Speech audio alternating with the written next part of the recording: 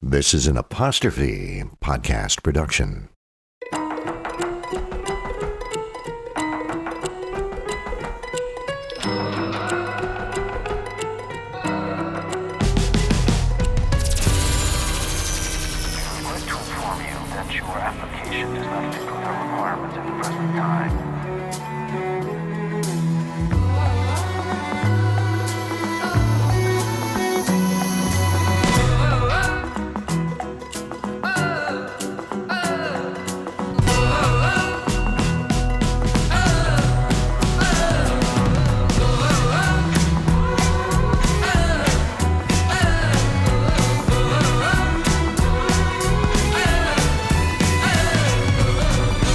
This is We Regret to Inform You, the Rejection podcast.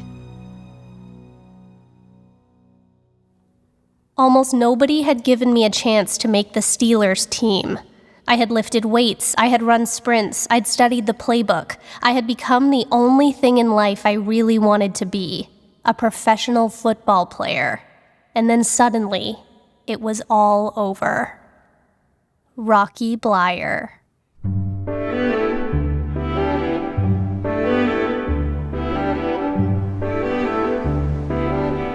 One blustery afternoon, a bar owner and his wife welcomed their first son into the world.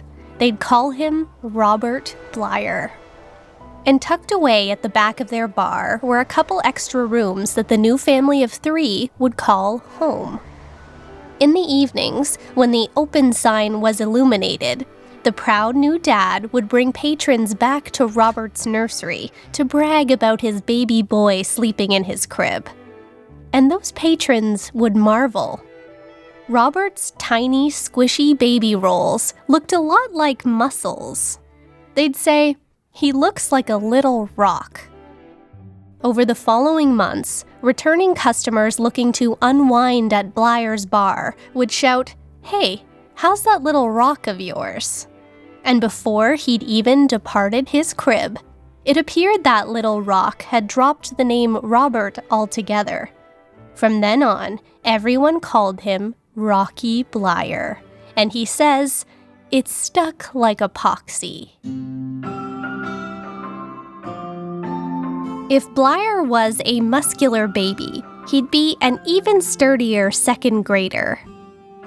At age 7, he'd play football game after football game with the neighborhood kids in Appleton, Wisconsin, and he dominated, scoring as many as 50 touchdowns before his opponents inevitably gave up. By the 5th grade, Bleier joined his first organized football team, but was promptly pummeled by the 7th graders. He played wide receiver, caught one pass, then twisted his ankle, and just like that, the season was over. But before he could write off the black and blue as a simple sports injury, Bleier got some unsettling news from his doctor. He was diagnosed with something called Osgood-Schlatter disease, or as it's commonly known, growing disease. By the 6th grade, he was already 5'6" and 140 pounds, and counting. It appeared his bones were growing more rapidly than the rest of his body. His muscles, ligaments, and cartilage were struggling to keep up. The recommended therapy? No sports for 3 years. Doctor's orders. Exertion risked tearing the already fragile cartilage away from the bone, which could have major repercussions down the line. No running, no one-on-one with the neighbors, no football. Bleier said he didn't know which was worse, going the rest of middle school without sports or having his heart ripped out.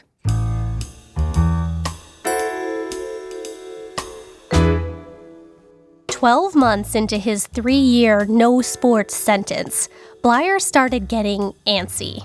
And, as he tells the story in his memoir, Fighting Back, by 7th grade, he began sneaking a couple minutes on the basketball court here and there, of course, without his parents' knowledge.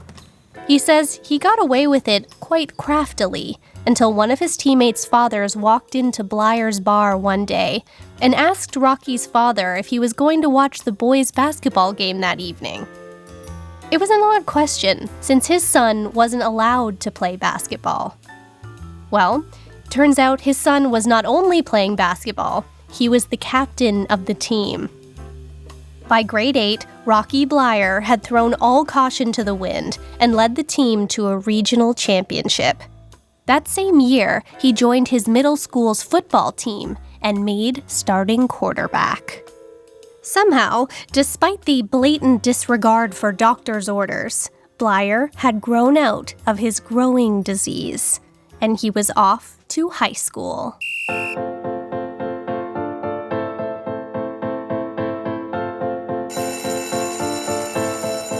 Bleier says Xavier High School in Appleton was known for its impressive athletic department for 2 reasons.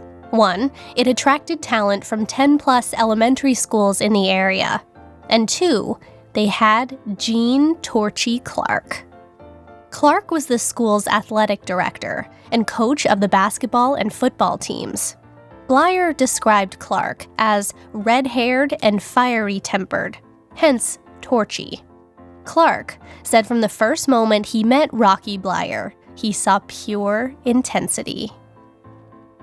With the help of Coach Clark, Bleier learned to play multiple positions on the Xavier High School football team, both defense and offense, and in his sophomore year, they never lost a regular season game.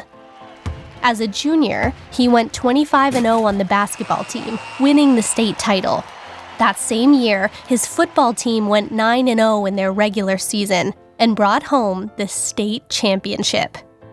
In a final football game of his final year, Bleier carried the ball 30 times. He says he was hit by, quote, everyone in town, but managed to score the winning touchdown.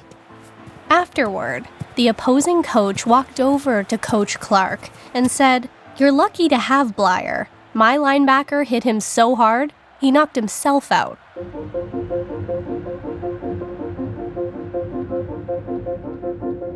Bleier scored at least 1 touchdown in every game he played, gaining more than 1,000 yards in each of his last 2 seasons. He spent the second half of most games on the sidelines. He says watching the reserves finish the job. On defense, he made all-conference as a linebacker and a defensive back. On offense, he was an all-state running back for 3 years. He even made a few All-America teams, landing himself on the cover of a national magazine. He won track conference titles 3 years in a row, pitched Legion baseball, and his talents transcended athletics. He won Best High School Band in America, playing trumpet.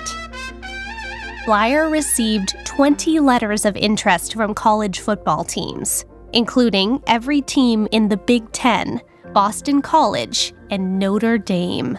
It was an overwhelming decision.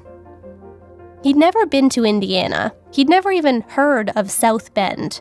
But recruiters from Notre Dame rolled out the red carpet for Bleier and offered him a scholarship. In the end, he narrowed his options down to 3 schools, and after wearing out his knees praying for guidance, he knew which offer to accept. He wanted Notre Dame. But when he got to South Bend, Bleier says he wasn't so sure Notre Dame wanted him.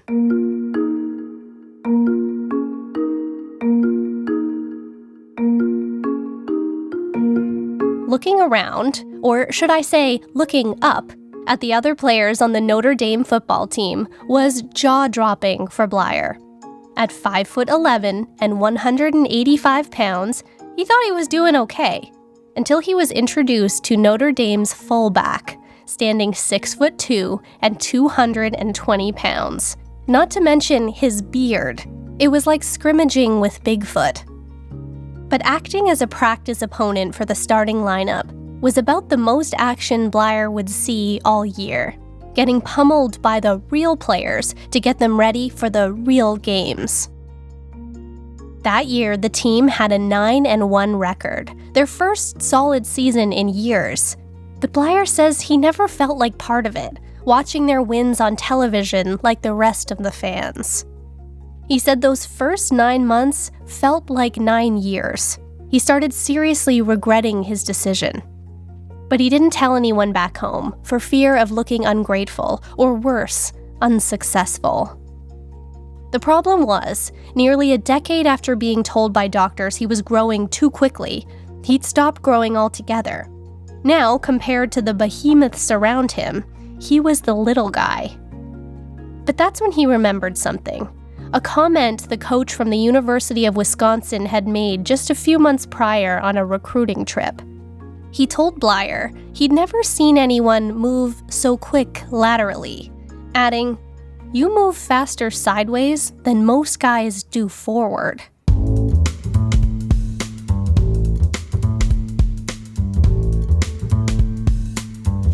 The head coach and the offensive coordinator at Notre Dame were both running backs back in their heydays.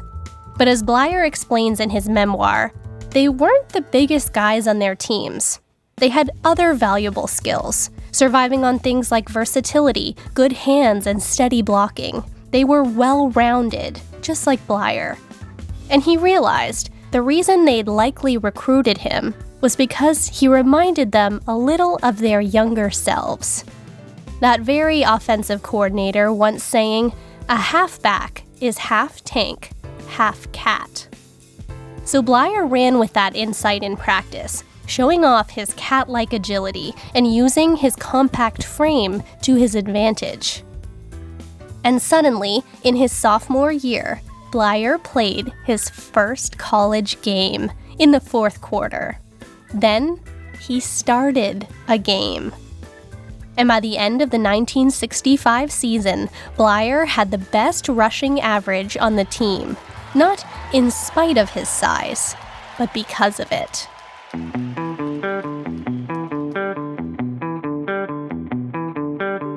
Come his junior year, Bleier was fighting for a spot as a regular starter. But he was overlooked. All summer he practiced, but the job went to his teammate. Then just before the season officially kicked off, said teammate pulled a hamstring, and Bleier was called to start. In Bleier's first year as a starter, Notre Dame became the #1 team in the country. And by his final year of college, he had only one wish: to become captain. He prayed. He nearly lost his girlfriend, he wanted it so bad. She was ready to settle down, and he only had one thing on his mind: the 1967 season. The current captain, quote, gushed charisma. He won his captain election by a unanimous vote. Next to him, Bleier looked like a little boy. He wasn't sure he could command that same respect. But before the season began, the team filled out their ballots. The next day, Bleier's picture appeared in the South Bend Tribune. The caption read, "Jim Lynch, square-jawed captain of the 1966 national champions, passes the captaincy to his successor, Rocky Bleier, the baby-faced running back from Appleton, Wisconsin." His prayers were answered. But as the caption so eloquently stated, not only was Bleier being compared to the reigning captain's chiseled jaw and broad shoulders, the team was coming off a championship year. Expectations were high.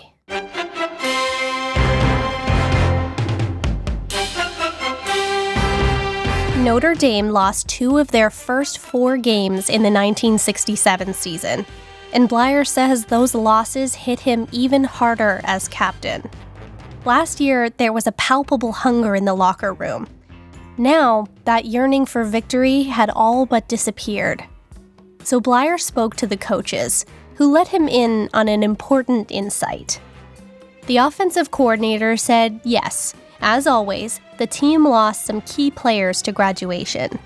But moreover, in his experience, after a team tastes success, they often don't want it as badly a second time. So together they made a plan. They'd make technical adjustments to accommodate for the new makeup of the team. And most importantly, they'd appeal to team pride, inspiring the players to leave it all out on the field. And with that, they won the next 6 consecutive games. They finished the season at 8-2. They didn't make the playoffs, but Bleier played the finest game of his college career, 59 yards and 2 touchdowns. Pro scouts were always in the stands, and he hoped while they made their notes on the best players in the league for NFL spots, they jotted down the number 28 in the margins. And we'll be right back.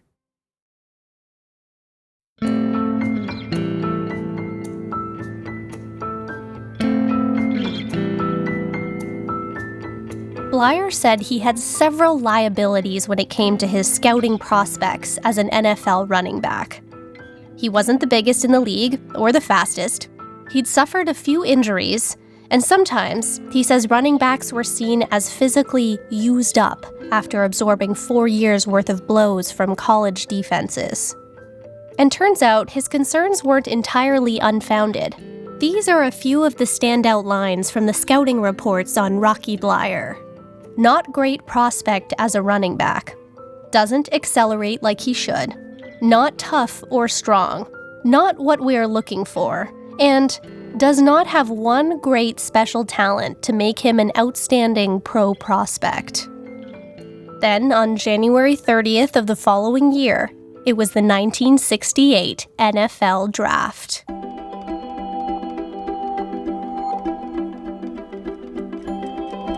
Bleier sat by the phone, waiting, wishing, but a full day passed and he heard nothing. He watched 7 of his Notre Dame teammates get drafted, one after another. By day 2 of the draft, he decided to pour himself a couple beers. He says since he rarely drank, they got the job done quickly.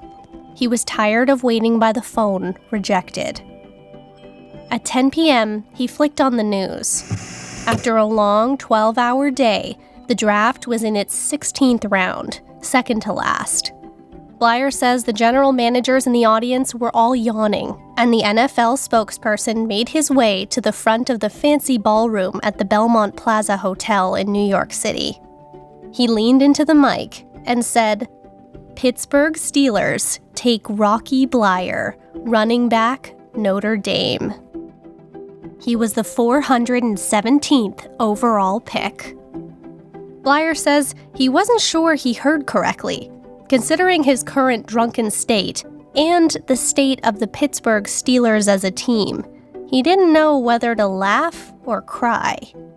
Here's a little context. The Steelers team was founded in 1933 by a businessman named Arthur, or Art, Rooney. Pittsburgh was known as the heart of America's steel industry, hence the Steelers. In the nearly 40 years after Art Rooney signed the rights to his new NFL franchise, the Steelers had never won a championship of any kind, not even a division title. Sports Illustrated called them the, quote, basement dwellers of the NFL. Hence, Bleier's conflicting emotions. He wasn't sure whether he should be disappointed to be drafted to such a lousy team or just grateful to be drafted at all. Behind the scenes at the draft that night, conversations were going something like this. Around the 10th round, Pittsburgh started mulling over Bleier. By the 13th round, they were thinking he might be their guy. And after the 15th round came and went, they decided he was a steal. No pun intended. What they realized was that though he wasn't the fastest, strongest, or biggest, he had all the intangible skills one looks for in a player. Bleier says the scouts put him in the category of competent, hard-nosed, productive college players who have glaring physical weaknesses. To sum up, they decided to take a chance on Bleier for his heart. So over the next few months, Bleier put together a rigorous training regimen for himself. He would become stronger and bigger and tougher, as though his future depended on it. And suddenly, he actually started getting excited about the team. He packed everything he owned into his Mustang convertible and was headed east to Pittsburgh.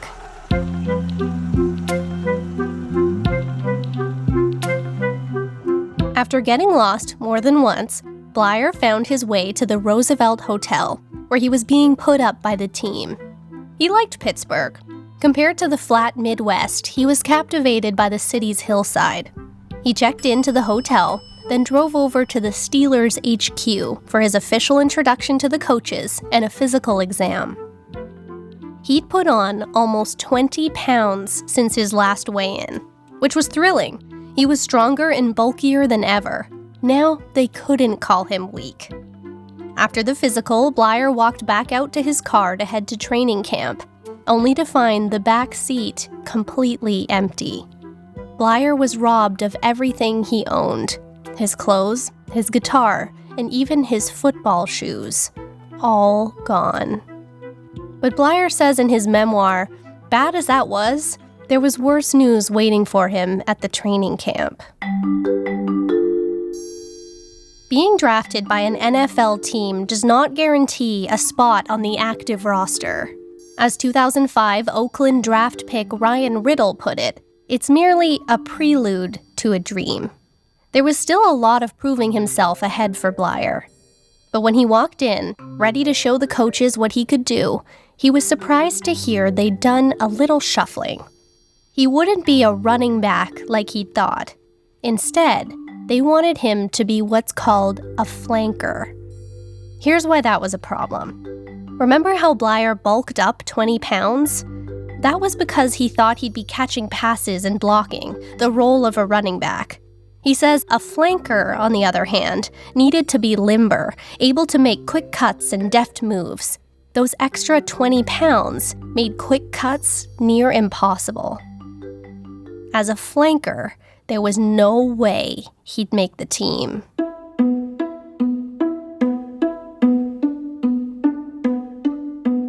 As training camp progressed, some of the older players took the rookies out drinking, an age-old tradition. But right away, Bleier could tell this was no run-of-the-mill initiation night. The veteran players weren't trying to get to know him. They pitied him.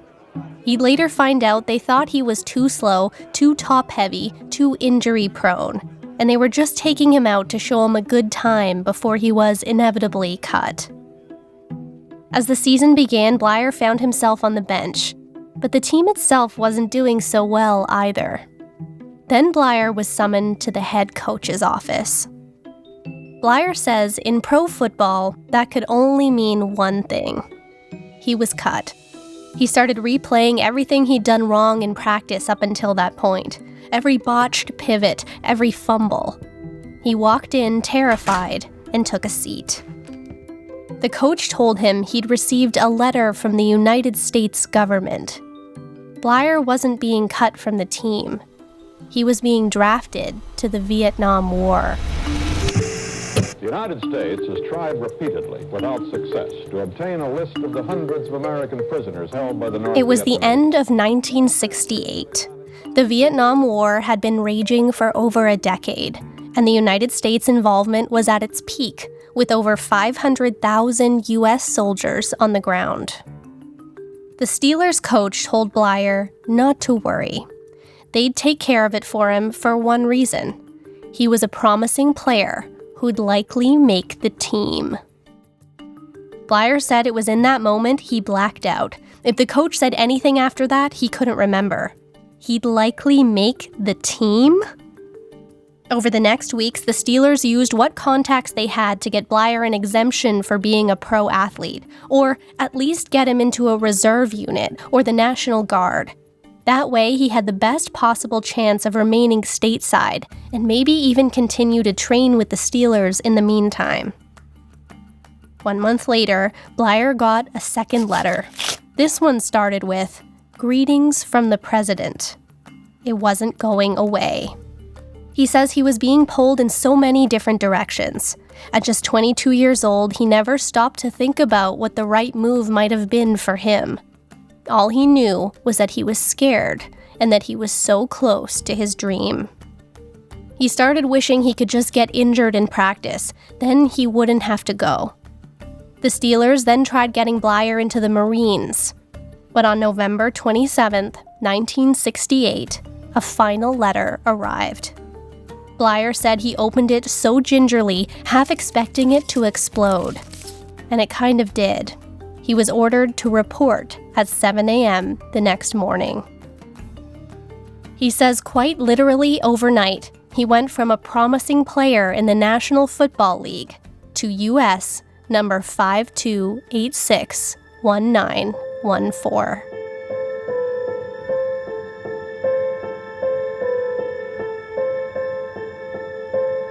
Bleier was devastated. He'd done everything he was supposed to do. He had the chance of a lifetime in his hands, and as quickly as the opportunity came, it all slipped away.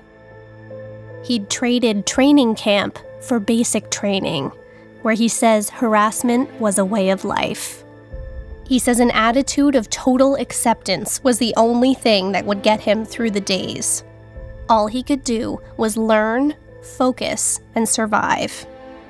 He was taught wilderness skills and assigned to a company. Then Bleier and his company were shipped out to Vietnam. Bleier was assigned a role. He would carry the M79 grenade launcher. He describes it as looking like a snub-nosed rifle that would essentially shoot grenades shaped like large bullets. Along with the launcher, he had to carry 60 grenades around with him at all times, each weighing roughly 1 pound, making the total weight of his gear 100 pounds. He says he felt like a pack horse, and he looked like one. For the first 100 days, he didn't see action. Then, from intelligence, his company got word that another squad was under fire, and Bleier's company was sent out to help them.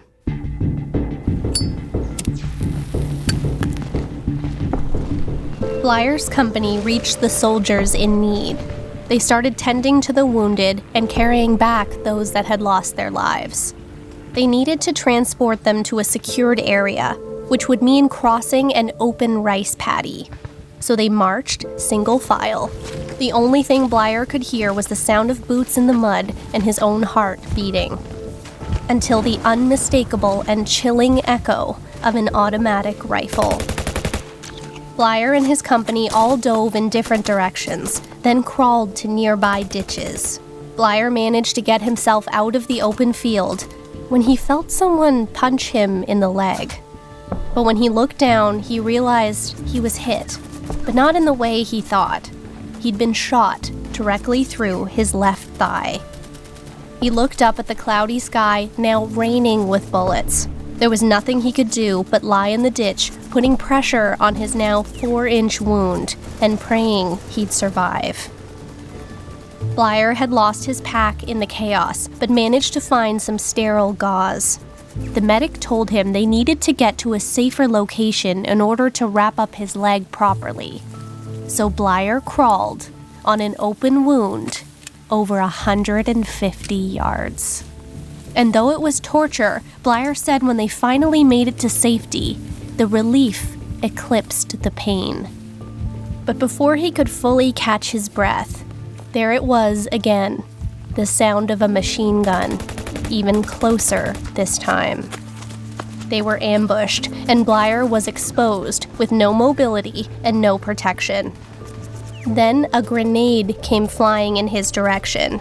It bounced off the back of his commanding officer and rolled right toward Bleier's feet. He had less than a second to decide which way to jump, and in that second, the grenade exploded.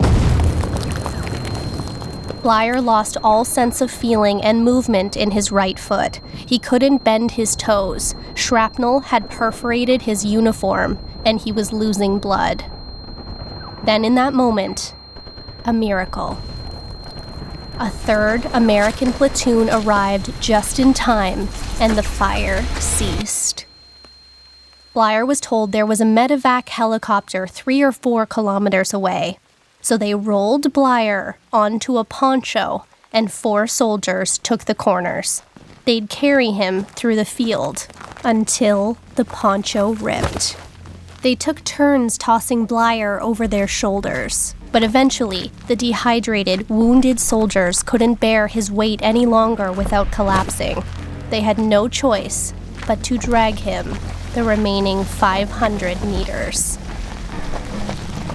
By the time they reached the choppers, it had taken 6 hours to haul Bleier 4 kilometers. 14 hours had passed since the first gunshot to his thigh. He was in agony. With so many wounded, the first 2 helicopters were full. They'd have to wait an additional 2 hours for his turn. By 5 a.m. the next morning, he'd finally reached the hospital in Da Nang.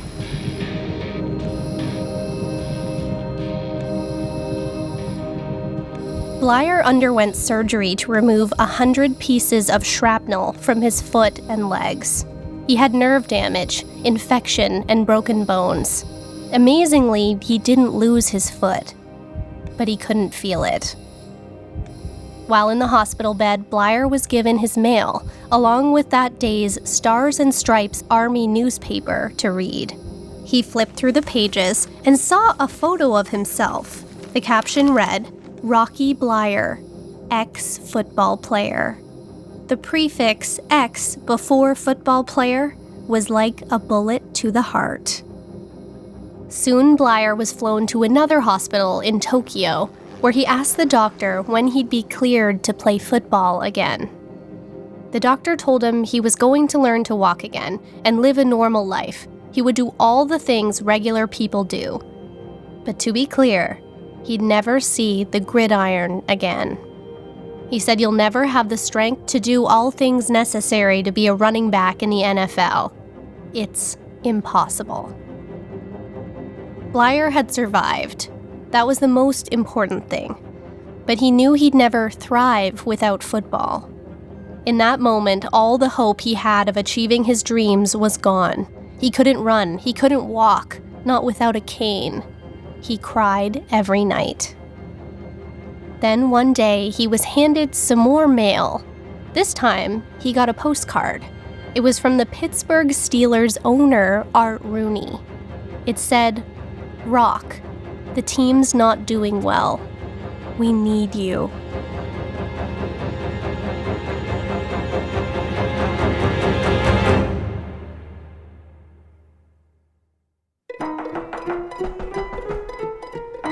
In the next episode, Rocky Bleier visits his old coach at Notre Dame, who gives him some upsetting news.